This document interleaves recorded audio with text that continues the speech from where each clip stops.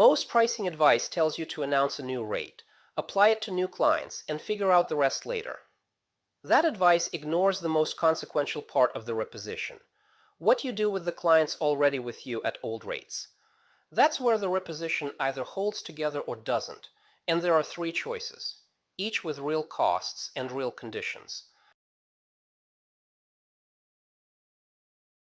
Most advice about raising prices tells you to announce a new rate, apply it to new clients, and figure out the rest later. That advice ignores the most consequential part of the reposition: what you do with the clients already with you at old rates. That's where the reposition either holds together or doesn't. If you grandfather everyone indefinitely, half the practice ends up running at old rates 2 years into the reposition. If you raise everyone immediately without a plan, you're having 6 difficult conversations with no preparation. If you avoid the question entirely, the reposition exists on paper, but not in your revenue. There are 3 choices. Each has real costs and real conditions. These are operator decisions, not coaching decisions. The coach has a position here and should not pretend otherwise. The 3 strategies for existing clients in a reposition. Grandfathering. Existing clients stay at their current rate indefinitely. No immediate conversation required. Simple to execute. Raising. Existing clients receive notice and a timeline. The new rate applies at the next engagement renewal with 60 to 90 days notice. Graduating. The engagement closes at its natural endpoint. The client is routed to another resource, a colleague at lower rates, a group program, or an alumni community, and the slot opens for a new client at the repositioned rate. Most practices need all 3 in different proportions, applied to different client segments. The operator decision is to assign each active client to a strategy, not to apply one strategy to everyone because it feels simpler. Grandfathering first. Here's what it costs. Every grandfathered client is a subsidized engagement. In a repositioned practice with higher new client rates, grandfathered clients become the lowest margin work on the calendar. At 80 to 150,000 in revenue with 6 to 10 active clients, grandfathering 3 or 4 at old rates while adding new clients at new rates is manageable for a defined window.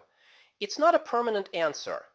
Grandfathering is a bridge, useful when the relationship has strategic value and the timing isn't right for a rate conversation. The question to answer when you choose it: what's the defined horizon? The next renewal, not indefinitely. If you don't name the horizon when you make the decision, grandfathered clients accumulate by default and the reposition doesn't hold. Let me make the grandfathering calculation concrete. A client who's been in the practice for 2 years at $400 per session, VP at a healthcare company. 2 of your current clients came through her referral network. She's 2 months into a 6-month block. Graduating her now disrupts live work. She's mid-engagement. Raising her mid-engagement sends a mixed signal about what current engagement means. Grandfathering her through the current block and the next renewal, roughly 8 more months at the current rate, costs you the delta between old and new rates multiplied by the estimated sessions over that period. Name that number. That's the subsidy. But she's a referral source. The relationship is genuine. And grandfathering gives you time to show her what the new positioning looks like before you have the rate conversation at renewal. This is the case where grandfathering makes sense. With a named horizon, the next renewal, not indefinitely. Raising. The standard operator approach. 60 to 90 days notice, applied at the next engagement renewal. The structure of the conversation. I'm repositioning the practice. New rates apply to new engagements starting this date. Your current engagement continues at the existing rate through your end date. At renewal, the new rate is X. That's it. Name the change. Name what it means for them. Give them a real option. Most long tenure clients will accept this. The ones who won't are signaling that the relationship was primarily price-based, not primarily about the work. That's information you needed. This is a business conversation. Stay in it as such. The honest client conversation is more survivable than the avoidance of it, and the response tells you something about that client relationship that you were better off knowing before the next renewal anyway. Graduating. The move that's harder to make and more honest than the alternative. 3 years of coaching the same client. Originally a strong fit. For the last 6 months, the engagement has been on autopilot. Sessions are fine. Nothing is moving. Neither of you would say the work is progressing. He'd renew indefinitely. It's become habit, not genuine need. You have a wait list for the new retainer format. The honest move is to graduate him. Close the engagement with care. Name what the work accomplished. Specifically, not generically. Offer a referral to a colleague whose practice is a better fit for where he is now. This is an accurate read that the engagement has run its natural course. Renewing by default costs you the slot, produces mediocre work, and keeps him in something he is no longer getting genuine value from. The harder conversation is the more honest one. Graduating is not abandonment. It's the acknowledgement that the work is done, which is what a good coaching relationship looks like when it's working correctly. Here's the decision logic for assigning each client to a strategy. Graduate clients at natural endpoints. The engagement is on autopilot, the work is done, or the fit has drifted and neither party is getting what they should.